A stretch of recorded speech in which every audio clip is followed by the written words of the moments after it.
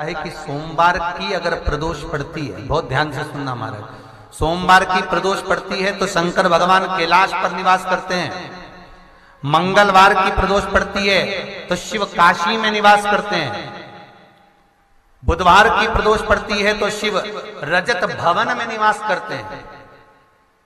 गुरुवार की प्रदोष पड़ती है तो शिव गंगा के स्थल पर निवास करते हैं।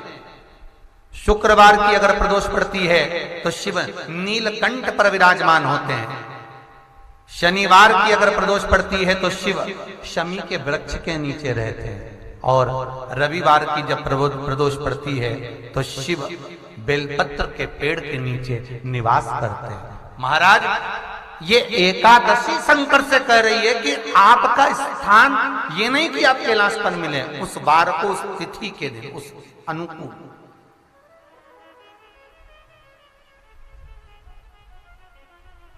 हमारे यहां कहते हैं सोमवार की जो प्रदोष पड़ती है वो इच्छा पूर्ति करती है।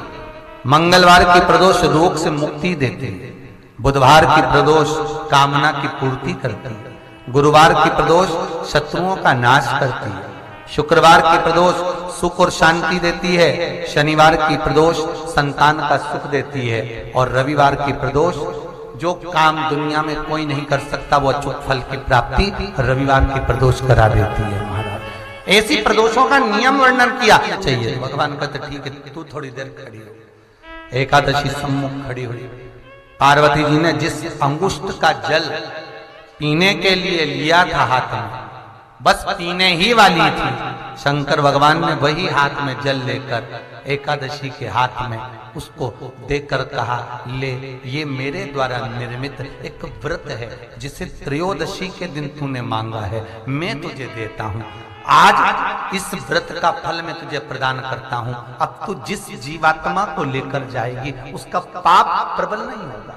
किसी स्त्री, पुरुष, बालक, बुजुर्ग जो भी होगा जिसने प्रदोष का व्रत करा होगा वो जीवात्मा को तू किसी फल की कामना से नहीं स्वतः ही लेकर चली जाएगी। उसमें कोई कामना नहीं है। बन सके